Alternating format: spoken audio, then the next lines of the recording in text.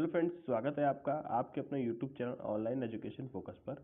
दोस्तों, आज की वीडियो में हम देखेंगे जनवरी माह से जितने भी करंट अफेयर क्वेश्चन बन सकते हैं सबको हम इस वीडियो में कवर कर लेंगे। तो चलिए शुरू करते हैं आज का वीडियो अच्छी लगे तो वीडियो को लाइक करिएगा, शेयर करिएगा, चैनल को सब्सक्राइब करिएगा, बेल आइकन को प्रेस करिएगा। देखिए, फर्स्ट क्वेश्चन है, हाल ही में किसने भारत सरकार का 2025 का कैलेंडर लॉन्च किया है? ए अश्विनी वैष्णव, बी नरेंद्र मोदी, सी राजनाथ सिंह, डी इसमें से कोई नहीं। राइट आंसर है ऑप्शन ए अश्विनी वैष्णव। देखिए, केंद्रीय रेल मंत्री अश्विनी वैष्णव ने हाल ही में रेल भवन में सूचना एवं प्रसारण मंत्रालय के तत्वाधान में भारत सरकार का आधिकारिक कैलेंडर 2025 लॉन्च किया। इस अवसर पर उन्होंने बताया कि इस कैलेंडर का विषय जन कल्याणकारी योजनाओं से जुड़ा है। उन्होंने इस कैलेंडर के माध्यम से प्रधानमंत्री मोदी के विजन और योजनाओं को जन जन तक पहुंचाने का उद्देश्य बताया। देखिए, अगला प्रश्न है, हाल ही में किस देश के राष्ट्रपति ने देश के अधिकांश तटीय क्षेत्रों में अपतटीय तेल और गैस ड्रिलिंग पर प्रतिबंध लगाने की घोषणा की है? ए चीन, B America, C Japan, D रूस। राइट आंसर है ऑप्शन बी अमेरिका। देखिए, अमेरिकी राष्ट्रपति ने अब तटीय तेल और गैस ड्रिलिंग पर प्रतिबंध लगाने की घोषणा की है, जिससे पर्यावरण संरक्षण को बढ़ावा दिया जा सके। इस कदम का उद्देश्य जलवायु परिवर्तन को नियंत्रित करना और तटीय पारिस्थितिकी तंत्र को सुरक्षित रखना है। देखिए, अगला प्रश्न है, हाल ही में रायथू भरोसा योजना के अंतर्गत कौन सी राज्य सरकार किसानों को अब हर वर्ष प्रति एकड़ 10,000 रुपये की जगह 12,000 रुपये की सहायता देगी? A Andhra Pradesh, B Karnataka, C Telangana, D Kerala. Right answer है ऑप्शन सी तेलंगाना। देखिए, तेलंगाना सरकार ने रायथू भरोसा योजना के तहत किसानों को दी जाने वाली राशि में 2,000 रुपये की वृद्धि की है। अब किसानों को 12,000 रुपये प्रति वर्ष सहायता दी जाएगी। इस योजना का उद्देश्य किसानों को वित्तीय सहायता प्रदान करना और कृषि को बढ़ावा देना है। देखिए, अगला प्रश्न है, हाल ही में माउंट एबू ज्वालामुखी में विस्फोट हुआ। यह ज्वालामुखी किस देश में स्थित है? A Bharat, B Indonesia, C Nepal, D Japan. Right answer है ऑप्शन बी इंडोनेशिया। देखिए, माउंट ईबू जो उत्तर मलुक इंडोनेशिया में स्थित है 11 जनवरी 2025 को फटा, जिससे 4,000 मीटर ऊंचाई तक राख के बादल और ज्वालामुखी लावा 2 किलोमीटर तक फेंका गया। इस घटना के चलते अधिकारियों ने जनता के लिए चेतावनी जारी की है और सुरक्षा उपाय लागू किए हैं। देखिए, अगला प्रश्न है, हाल ही में दक्षिण भारत की पहली संक्रामक रोग अनुसंधान और निदान प्रयोगशाला IRDL किस संस्थान में स्थापित की जाएगी? A AIIMS Delhi, B Christian Medical College Vellore, C Bengaluru Medical College and Research Institute BMCRI, D Kasturba Medical College Manipal. Right answer है option C Bengaluru Medical College and Research Institute BMCRI। देखिए, Bengaluru Medical College and Research Institute BMCRI को भारतीय आयुर्विज्ञान अनुसंधान परिषद ICMR द्वारा दक्षिण भारत की पहली संक्रामक रोग अनुसंधान और निदान प्रयोगशाला IRDL स्थापित करने के लिए चुना गया है। यह पहल क्षेत्र में संक्रामक रोगों के निदान और अनुसंधान क्षमताओं को बढ़ाने के उद्देश्य से शुरू की गई है। यह प्रयोगशाला बैक्टीरिया, फंगस और परजीवियों से होने वाले रोगों पर ध्यान केंद्रित करेगी, जिससे तेजी से निदान और बेहतर स्वास्थ्य परिणाम सुनिश्चित किया जा सके। यह परियोजना भारत भर के मेडिकल कॉलेजों में विशेष प्रयोगशालाएं स्थापित करने के राष्ट्रीय प्रयास का हिस्सा है। देखिए, अगला प्रश्न है, हाल ही में अवनियापुरम जल्लीकट्टू त्यौहार कहाँ मनाया गया है? A Tamil Nadu, B Uttar Pradesh, C Telangana, D Andhra Pradesh. Right answer है ऑप्शन ए तमिलनाडु। देखिए, अवनियापुरम जल्लीकट्टू तमिलनाडु की सांस्कृतिक धरोहर का एक महत्वपूर्ण हिस्सा 14 जनवरी 2025 को मदुरै में आरंभ हुआ। यह वार्षिक सांड प्रशमन कार्यक्रम पोंगल उत्सव के दौरान मनाया जाता है, जो प्रतिभागियों की वीरता और कौशल के साथ क्षेत्र की गहरी परंपराओं को प्रदर्शित करता है। देखिए, अगला प्रश्न है, हाल ही में भारत के कौन से मंत्री 20 जनवरी 2025 को अमेरिका के नवनिर्वाचित राष्ट्रपति डोनाल्ड ट्रंप के शपथ ग्रहण समारोह में भारत का प्रतिनिधित्व करेंगे? A Narendra Modi, B Amit Shah, C Rajnath Singh, D doctor S Jaishankar. Right answer है option D doctor S Jaishankar. देखिए, डॉक्टर एस जयशंकर भारत के विदेश मंत्री 20 जनवरी 2025 को अमेरिका के नवनिर्वाचित राष्ट्रपति डोनाल्ड ट्रंप के शपथ ग्रहण समारोह में भारत का प्रतिनिधित्व करेंगे। यह उद्घाटन समारोह एक महत्वपूर्ण कूटनीतिक अवसर है क्योंकि ट्रंप अपने दूसरे कार्यकाल के रूप में 47वें अमेरिकी राष्ट्रपति के रूप में कार्यभार संभालेंगे। जयशंकर की यह यात्रा भारत और अमेरिका के बीच साझेदारी को मजबूत करने के लिए निरंतर प्रयासों को चिन्हित करती है। देखिए अगला प्रश्न है, हाल ही में किसे आगामी Indian Premier League IPL 2025 season के लिए पंजाब किंग्स का 17वां कप्तान नियुक्त किया गया है? A Yuzvendra Chahal, B Shashank Singh, C Rishabh Pant, D Shreyas Iyer. Right answer है ऑप्शन डी, श्रेयस अय्यर। देखिए श्रेयस अय्यर को आगामी Indian Premier League IPL 2025 season के लिए पंजाब किंग्स का कप्तान नियुक्त किया गया है। आईपीएल 2025 मेगा नीलामी में नवंबर 2024 में अय्यर को पंजाब किंग्स ने 26.75 करोड़ रुपए, लगभग $3.17 मिलियन में खरीदा। यह डील उन्हें आईपीएल इतिहास का दूसरा सबसे महंगा खिलाड़ी बना देती है, ऋषभ पंत के 27 करोड़ रुपए के अनुबंध के बाद, जो लखनऊ सुपर जॉइंट से थे। देखिए अगला प्रश्न है, हाल ही में भारत की नवीकरणीय ऊर्जा क्षमता 2024 में कितनी बढ़ी है? ए 10 गीगावाट, बी 20 गीगावाट, सी 30 gigawatt, D 40 gigawatt. Right answer है ऑप्शन सी, 30 गीगावाट। देखिए भारत ने 2024 में 30 गीगावाट की रिकॉर्डिंग नवीकरणीय ऊर्जा क्षमता जोड़ी है, जो कि नए और नवीकरणीय ऊर्जा मंत्रालय के आंकड़ों के अनुसार एक ऐतिहासिक उपलब्धि है। यह 2023 में जोड़ी गई 13.75 गीगावाट की तुलना में 113% की वृद्धि को दर्शाता है, जो देश की स्वच्छ ऊर्जा की दिशा में तेज गति को दर्शाता है। यह मील का पत्थर इसलिए भी महत्वपूर्ण है क्योंकि भारत का लक्ष्य 2030 तक 500 गीगावाट नवीकरणीय ऊर्जा क्षमता हासिल करना है। यह असाधारण वृद्धि भारत की कार्बन फुटप्रिंट को कम करने और एक सतत भविष्य बनाने के प्रति प्रतिबद्धता को दर्शाती है। देखिए अगला प्रश्न है, हाल ही में पीएम मोदी 10 से 11 फरवरी 2025 को कृत्रिम बुद्धिमत्ता एआई एक्शन समिट में भाग लेंगे। इस शिखर सम्मेलन की मेजबानी कौन सा देश करेगा? A France, B America, C Japan, D Taiwan. Right answer है ऑप्शन ए, फ्रांस। देखिए प्रधानमंत्री नरेंद्र मोदी 10 से 11 फरवरी 2025 को पेरिस में आयोजित कृत्रिम बुद्धिमत्ता एआई एक्शन समिट में भाग लेने के लिए निर्धारित हैं। इस शिखर सम्मेलन की मेजबानी फ्रांस के राष्ट्रपति इमैनुअल मैक्रों कर रहे हैं, जिसका उद्देश्य कृत्रिम बुद्धिमत्ता पर अंतर्राष्ट्रीय संवाद को बढ़ावा देना है। इस आयोजन में नवाचार, विनियमन और एआई प्रौद्योगिकियों के भविष्य पर चर्चा की जाएगी। अगला प्रश्न है, हाल ही में फ्लेमिंगो महोत्सव 2025 किस राज्य में मनाया गया है? A Tamil Nadu, B Andhra Pradesh, C Karnataka, D Kerala. Right answer है ऑप्शन बी, आंध्र प्रदेश।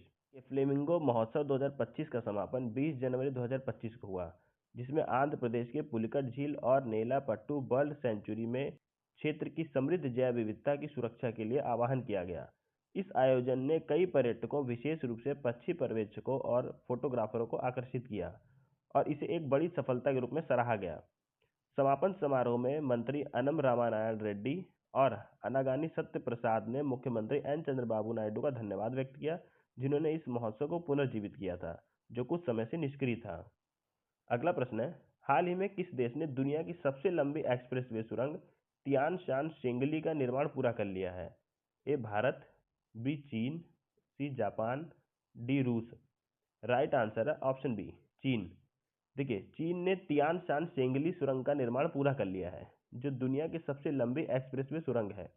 यह बुनियादी ढांचे के विकास में एक महत्वपूर्ण उपलब्धि है और झिंजियांग उइगर स्वायत्त क्षेत्र के भीतर कनेक्टिविटी को बढ़ाने में मदद करेगी। अगला प्रश्न है, हाल ही में उत्तराखंड सरकार ने 2070 तक किस लक्ष्य को प्राप्त करने के लिए आइसलैंड के साथ समझौता किया है?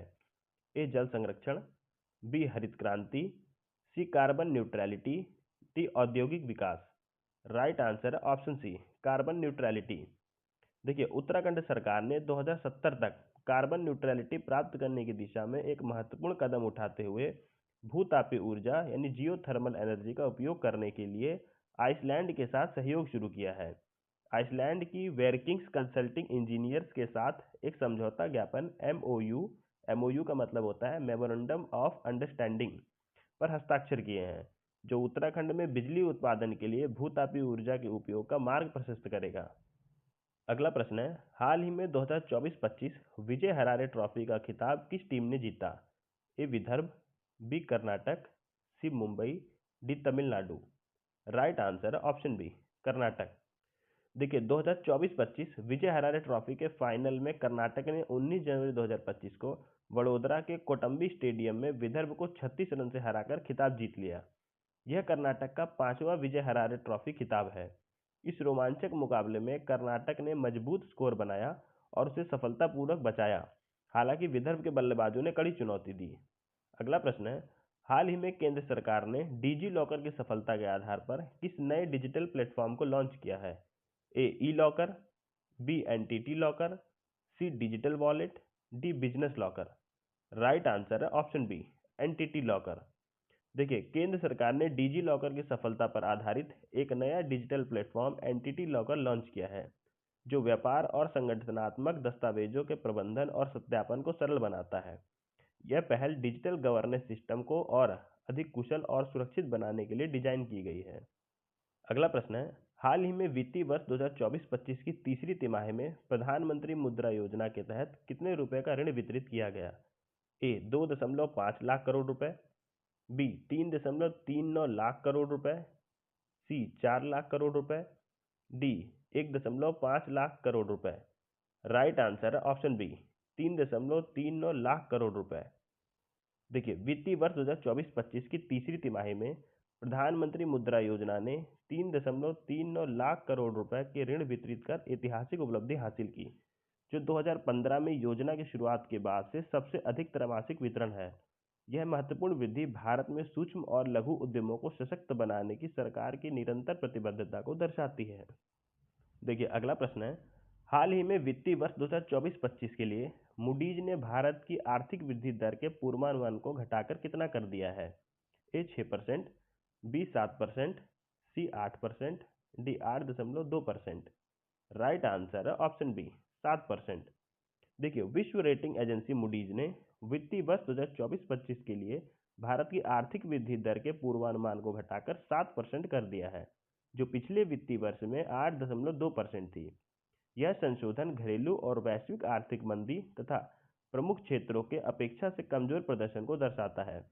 यह संशोधित पूर्वानुमान अन्य प्रमुख आर्थिक संगठनों जैसे भारतीय वाणिज्य और उद्योग महासंघ फिक्की और एशियाई विकास बैंक एडीबी द्वारा देखी गई प्रवृत्ति के अनुरूप है, जिन्होंने भी अपने विकास अनुमानों को कम किया है। देखिए अगला प्रश्न है, हाल ही में एंजल वन ने किसे अपना ग्रुप मुख्य कार्यकारी अधिकारी सीईओ नियुक्त किया है? A Anam Ramanarayana Reddy, B Anagani Satyaprasad, C Ambarish Kenge, D N Chandrababu Naidu. Right answer है ऑप्शन सी अम्बरीश केंगे। देखिए एंजल वन जो भारत की अग्रणी वित्तीय सेवा प्लेटफॉर्म में से एक है, ने अम्बरीश केंगे को अपना ग्रुप मुख्य कार्यकारी अधिकारी सीईओ नियुक्त किया है। यह नियुक्ति मार्च 2025 से प्रभावी होगी। फिनटेक तकनीक और ई कॉमर्स के क्षेत्र में व्यापक अनुभव के साथ केंगे एंजल वन को वित्तीय सेवाओं की तेजी से बदलती दुनिया में बढ़ती प्रतिस्पर्धा के बीच आगे बढ़ाने के लिए तैयार हैं। अगला प्रश्न है, हाल ही में अमेरिका के 47वें राष्ट्रपति के रूप में किसने शपथ ली? A Joe Biden, B Donald Trump, C Kamala Harris, D Barack Obama. Right answer option B Donald Trump. देखिए डोनाल्ड ट्रंप ने 20 जनवरी 2025 को संयुक्त राज्य अमेरिका के 47वें राष्ट्रपति के रूप में शपथ ली, जो 4 वर्ष के उतार चढ़ाव के बाद व्हाइट हाउस में उनकी वापसी का प्रतीक है। यह उद्घाटन, जो अत्यधिक ठंड के कारण कैपिटल रोटुंडा में आयोजित किया गया, अमेरिकी इतिहास में एक असाधारण राजनीतिक वापसी को दर्शाता है। ट्रंप 1893 में ग्रोवर क्लीवलैंड के बाद राष्ट्रपति बनने वाले दूसरे व्यक्ति हैं, जिन्होंने हारने के बाद राष्ट्रपति पद पुनः प्राप्त किया।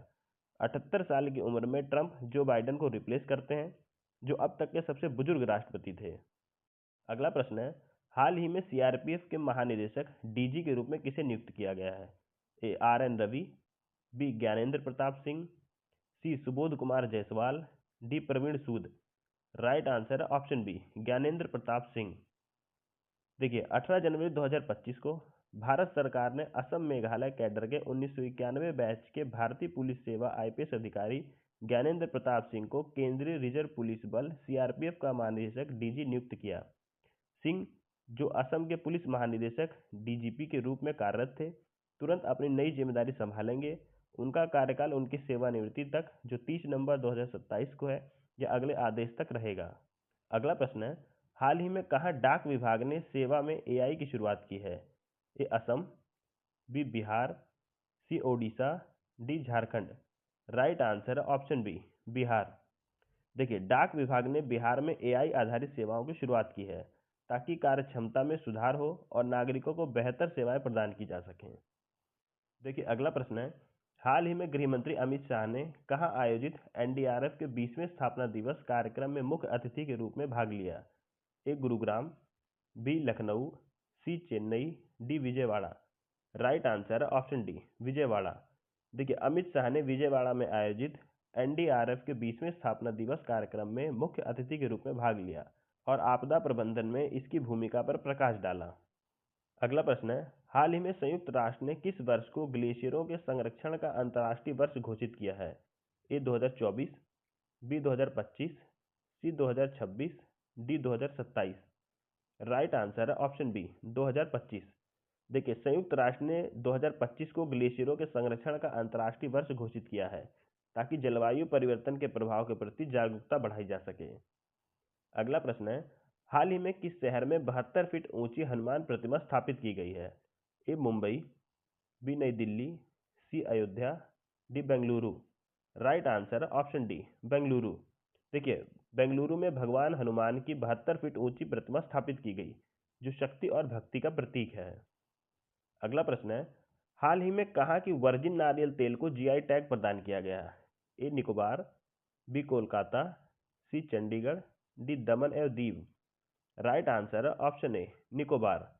देखिए, निकोबार वर्जिन नारियल तेल को इसकी अद्वितीय उत्पादन तकनीक और उच्च गुणवत्ता के कारण जीआई टैग प्रदान किया गया है।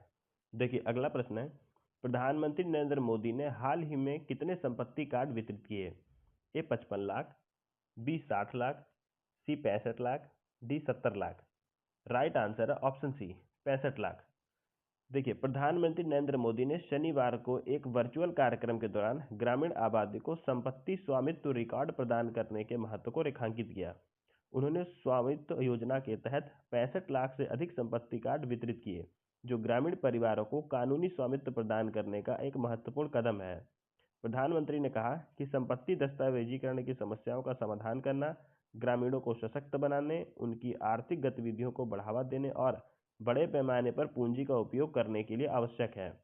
इस योजना के तहत उन्नत ड्रोन तकनीक का उपयोग कर ग्रामीण क्षेत्रों का सर्वेक्षण किया जाता है और कानूनी संपत्ति दस्तावेज प्रदान किए जाते हैं जिससे लाखों परिवार लाभान्वित हुए हैं। अगला प्रश्न है, हाल ही में खो खो वर्ल्ड कप 2025 किसने जीता है? ए नेपाल, बी चीन, C Bharat, D Australia. Right answer है ऑप्शन सी, भारत। देखिए, भारतीय पुरुष खो खो टीम ने फाइनल में नेपाल को 54-36 से हराया जबकि महिला टीम ने उसी टीम के खिलाफ 78-40 से जीत हासिल की। भारतीय महिला और पुरुष टीम ने खो खो वर्ल्ड कप 2025 के खिताब को अपने नाम कर लिया। महिला और पुरुष दोनों ही टीमों ने फाइनल में नेपाल को हराकर यह खिताब जीता है। अगला प्रश्न है, हाल ही में भारतीय रिजर्व बैंक ने किस प्रकार के बैंकों को भारतीय रुपए में खाता खोलने की अनुमति दी है? ए निजी भारतीय बैंक, बी विदेशी बैंक, सी सहकारी बैंक, डी लघु वित्त बैंक। राइट आंसर है ऑप्शन बी, विदेशी बैंक। देखिए, एक महत्वपूर्ण नीतिगत बदलाव में भारतीय रिजर्व बैंक आरबीआई ने अधिकृत बैंकों की विदेशी शाखाओं को गैर निवासियों के लिए भारतीय रुपया आईएनआर खाते खोलने के लिए अधिकृत किया है। इस पहल का उद्देश्य सीमा पार लेन देन और निवेश में भारतीय रुपये के वैश्विक उपयोग को बढ़ावा देना है। देखिए, अगला प्रश्न है, हाल ही में भारत ने किस देश के साथ मिलकर साल 2026 को संस्कृति पर्यटन और एआई के लिए दोहरा वर्ष घोषित किया है? ए स्पेन, बी इटली, सी यूनान, डी स्वीडन। राइट आंसर है ऑप्शन ए, स्पेन। देखिए, भारत और स्पेन ने 2026 को संस्कृति पर्यटन और एआई के लिए समर्पित वर्ष के रूप में घोषित किया है। 2018 में स्पेन के प्रधानमंत्री बनने के बाद पेड्रो सांचेज भारत की पहली आधिकारिक यात्रा पर थे। वह पिछले 18 वर्ष में भारत का दौरा करने वाले पहले स्पेनिश प्रधानमंत्री भी हैं। देखिए, अगला प्रश्न है, हाल ही में दिसंबर 2024 में भारत का वस्तु निर्यात लगभग 1% घटकर कितना बिलियन डॉलर हो गया है? A 35.05 billion dollar, B 38.01 billion dollar, C 40.08 billion dollar, D 58.06 billion dollar.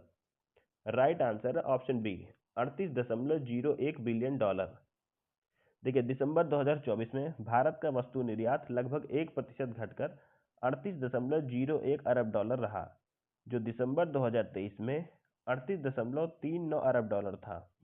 इस अवधि में आयात 4.9% बढ़कर 59.95 अरब डॉलर हो गया, जिससे व्यापार घाटा 21.94 अरब डॉलर पर पहुंच गया। अगला प्रश्न है, जनवरी 2025 में पिक्सेल किस देश की पहली निजी कंपनी बन गई है जिसके पास उपग्रहों का अपना समूह है? ए फ्रांस, बी रूस, सी भारत, डी चीन। राइट आंसर है ऑप्शन सी, भारत। देखिए गूगल समर्थित भारतीय अंतरिक्ष स्टार्टअप कंपनी पिक्सेल 14 जनवरी, भारत में 15 जनवरी 2025 को स्पेस एक्स रॉकेट के द्वारा फायरफ्लाई नामक अपना वाणिज्यिक उपग्रह तारामंडल प्रक्षेपित करने वाली पहली भारतीय निजी कंपनी बन गई है। इस उड़ान में स्पेस एक्स रॉकेट ने एक अन्य भारतीय अंतरिक्ष कंपनी दिगंतारा द्वारा बनाई गई दुनिया की पहली व्यावसायिक उपग्रह जो अंतरिक्ष वस्तुओं की निगरानी करेगा को भी प्रक्षेपित किया। अगला प्रश्न है, हाल ही में उत्तर प्रदेश के किस शहर में काशी तमिल संगमम चरण 3 शुरू होगा? A Varanasi, B Prayagraj, C Mathura, D Ujjain. Right answer है ऑप्शन ए, वाराणसी। देखिए केंद्रीय शिक्षा मंत्री श्री धर्मेंद्र प्रधान ने काशी तमिल संगमम KTS के तीसरे संस्करण के लिए पंजीकरण पोर्टल लॉन्च किया।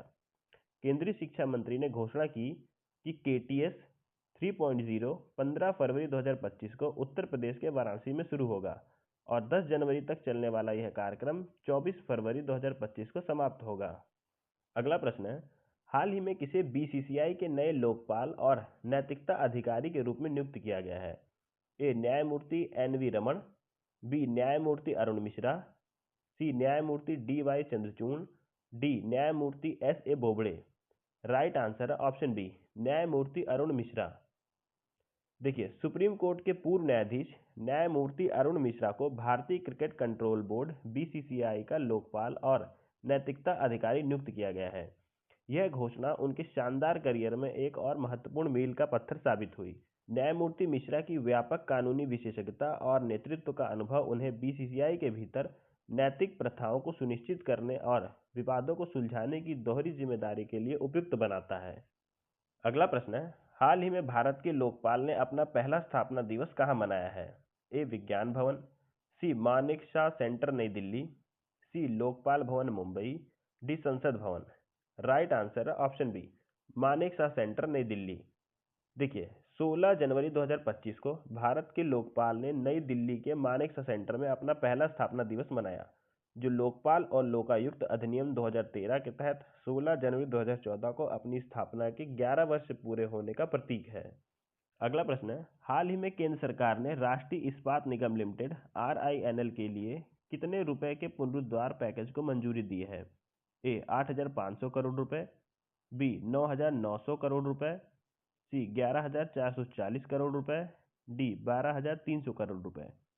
राइट आंसर है ऑप्शन सी, 11,440 करोड़ रुपए। देखिए केंद्रीय मंत्रिमंडल ने राष्ट्रीय इस्पात निगम लिमिटेड RINL, जिसे आमतौर पर विजाग स्टील के रूप में जाना जाता है, को पुनर्जीवित करने के लिए 11,440 करोड़ रुपए के पर्याप्त पैकेज को मंजूरी दी है ताकि इसकी महत्वपूर्ण वित्तीय चुनौतियों का समाधान किया जा सके। अगला प्रश्न है, हाल ही में भारत रणभूमि दर्शन ऐप और वेबसाइट को किस शहर में लॉन्च किया गया? नई दिल्ली, मुंबई, पुणे, बेंगलोर। राइट आंसर है ऑप्शन सी, पुणे। देखिए नागरिकों को भारत के सशस्त्र बलों के वीरतापूर्ण इतिहास से जोड़ने के लिए एक महत्वपूर्ण पहल में सरकार ने 15 जनवरी 2025 को पुणे महाराष्ट्र में सेना दिवस समारोह के साथ भारत रणभूमि दर्शन ऐप और वेबसाइट लॉन्च की है। रक्षा पर्यटन और भारतीय सेना मंत्रालय द्वारा संयुक्त रूप से विकसित यह ऐप नागरिकों को 1962, 1971 और 1999 के युद्धों सहित प्रमुख युद्ध क्षेत्र स्थानों और सियाचिन बेस कैंप और गलवान घाटी जैसे महत्वपूर्ण संघर्ष क्षेत्रों में जाने की अनुमति देता है। इस प्रयास का उद्देश्य सीमावर्ती क्षेत्रों को पर्यटन केंद्रों में बदलना, जिससे नागरिकों को भारत के सैन्य इतिहास और उनके सैनिकों के बलिदान से और अधिक निकटता से जुड़ने का अवसर मिले। देखिए अगला प्रश्न है, हाल ही में नवंबर 2024 में भारतीय रिजर्व बैंक RBI ने रुपए को स्थिर करने के लिए विदेशी मुद्रा बाजार में कितनी राशि बेची? A 15.8 billion dollar, B 20.2 billion dollar, C 25.5 billion dollar, D 18.6 billion dollar.